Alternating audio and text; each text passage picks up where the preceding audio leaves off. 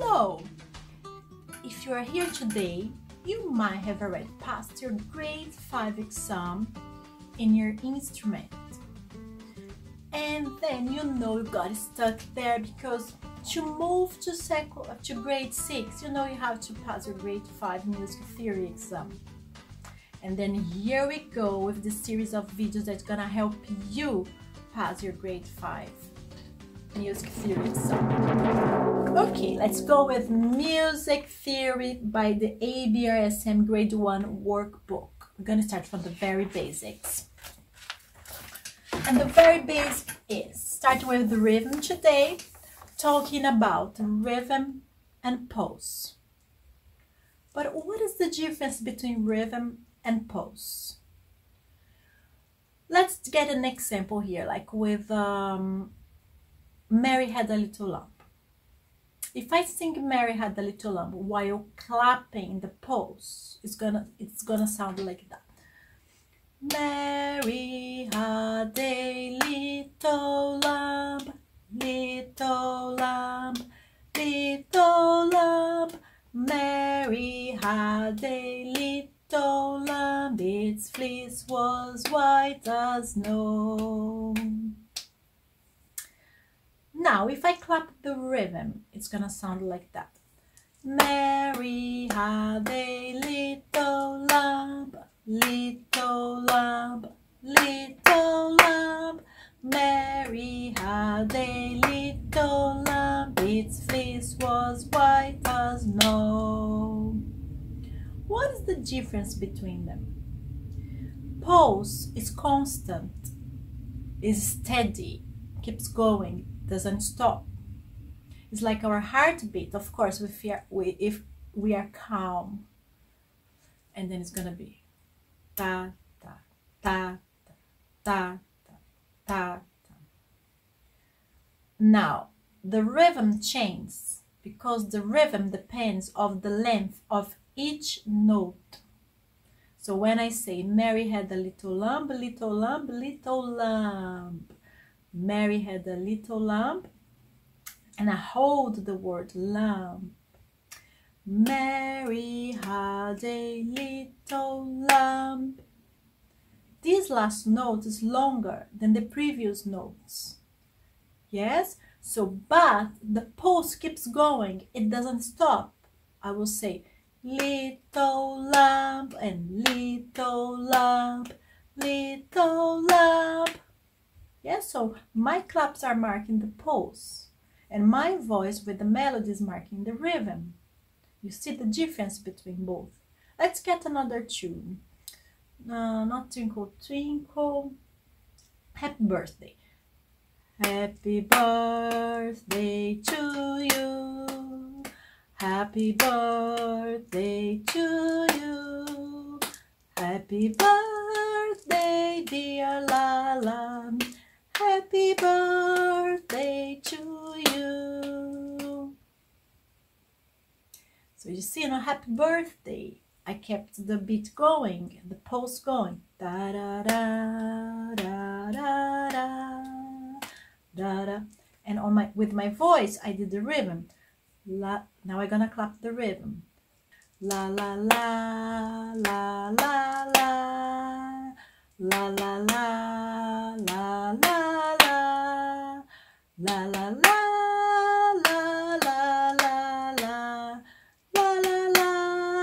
la la la. You see the difference between rhythm and pulse. Now, what does it has to do with our exam? Everything. The first big part of the exam of the grade 5 is all about rhythm, and that's the very basics. Sometimes we're so used to play our musics for the exams and practicing autos and practicing scales when we don't actually know some music concepts, like this simple one about the rhythm and pulse. We start with rhythm today. We're gonna go for time values.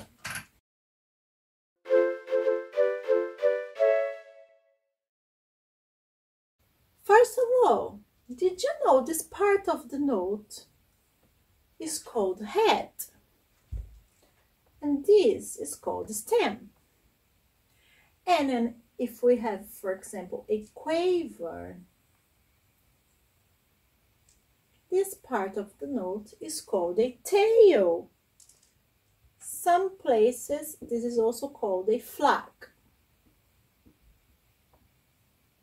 And head of the note. Those are the parts of the note. It starts with note values today. You'll know already about the semibreve, minimum, crotchet, semibreve, minimum, crotchet, and quaver. Yes? If in a time signature, the bottom note is the number 4, which is the number for the crotchet. Means we are counting crotchets on each bar. Means semibreve, you have 4 counts for the semibreve, 2 for the minimum, 1 for the crotchet, and half for the quaver. Though these are all very basics, isn't it? But sometimes the semibreve, instead of 4 counts, can be counted as a 2 counts, 2 beats. How? If at the bottom of our time signature we have number 2 instead of 4. But that's a topic for later, okay? For another grade. So things are not so simple as they look like in music theory. Yeah? We learned at the beginning a very simplified way when you're learning the instrument. But then that's the importance of music theory, to really understand and help us understand what we are playing. And it helps us with our interpretation when we play the music later on. That's the importance of learning about music theory as well, if you want to proceed to grade 6, 7, 8 in your instrument. Okay, now get your workbook and let's work together.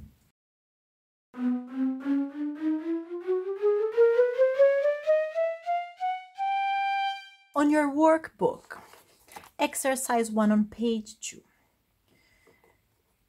You're gonna answer all these questions and I'm gonna write the answers afterwards and you check your answers, okay? So, semibreve. Can you write down here how a semibreve looks like, please? How many counts? 4. Okay.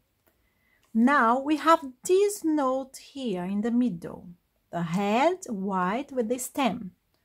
What is it called? Name of the note on the left. On the right side, write for me how many counts, please.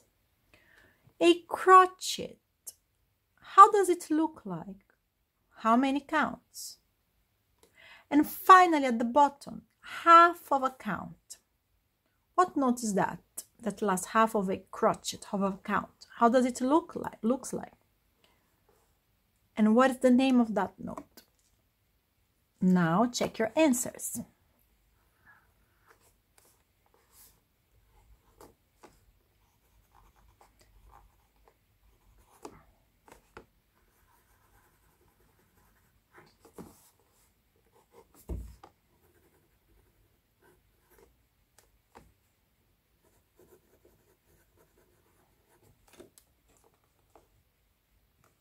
Okay. Exercise 2. Circle the correct answer for each question. A. Which of these notes has the shortest duration? I give you 3 seconds for each question. And then I'm gonna answer on my book and look and check, and then you check if you did it right. Quaver. Which of these notes has the longest duration? Semibreve. Which of these lasts longer than a minimum? Semibreve. How many counts is quaver, quaver worth? 1 count. How many counts is minimum plus crotchet worth? 3 counts. Did you get it all right? Let's go to exercise 3. Answer each musical sum with one note. So they give us an example. Crotchet plus crotchet equals minimum. B. Minimum plus minimum. Write your answer. And now check. Quaver plus quaver. Write your answer. Crotchet. Minimum plus crotchet plus crotchet. Write your answer. Semi-brief. Quaver plus crotchet. Write your answer. Quaver plus crotchet plus minimum.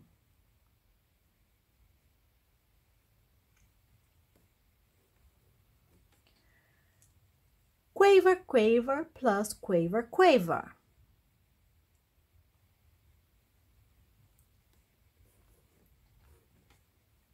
Minimum, take away 2 quavers.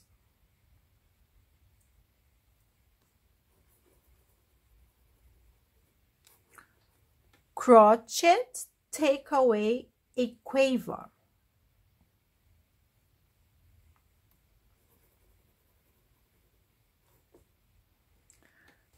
Now that we had a look into time values, let's talk about bars. A bar has a certain amount of beats within it. Now in grade 1, we're going to work with regular time. So each bar is going to have the same amount of counts. Let's say we have 2/4. Time signature 2/4. This means I have 2 counts, 2 minimum, 2 crotchets in a bar. 1, 2. And then I have bar line to show me that this bar is finished. Next bar, I can only have 2 counts because my time signal says 2 crotchets in a bar. So 1, 2. And let's do one more bar. 2. And this double bar here. Okay, the double bar tells us that this section has finished. If I want the whole music to finish, I write the final bar. One thick line and one thin line. Okay, and that's it. So this distance from the beginning of my counts to the end, 2 counts, 1, 2, this space here between bar lines is called a bar. Bar, bar, bar, and bar line, and bar line. So in page 4 we have mark the beats in the following rhythms by adding numbers. Which beat's going to be? So 1, 2, and then it's clear 2/4. Yes, 1, 2, 2 quavers, count 1, count 2, minimum 1, 2. Next, I will give you 5 seconds to do it, and then I will do it for you.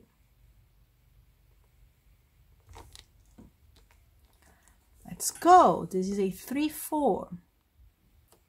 1, 2, 3. 1, 2, 3. Minimum count 2 and crotchet 3. C. We have a 4/4 for crotchets in a bar. So write the beats. I give you 5 seconds. And here we go. 1, 2, 3, 4. 1, 2, 3, 4. 1, 2, 3, 4. Now have a guess. What do you think would be on D, exercise D? What do you think would be the time signature for this? If you said 2, 4, you're right. Now write down the beats, please. And here we go. 1, 2. Count number 1, you have 2 quavers. Make sure you write number 1 right beneath the first quaver. 1, 2. 1, 2. Great. That's all for our first lesson. Next lesson, we're going to talk about time signature.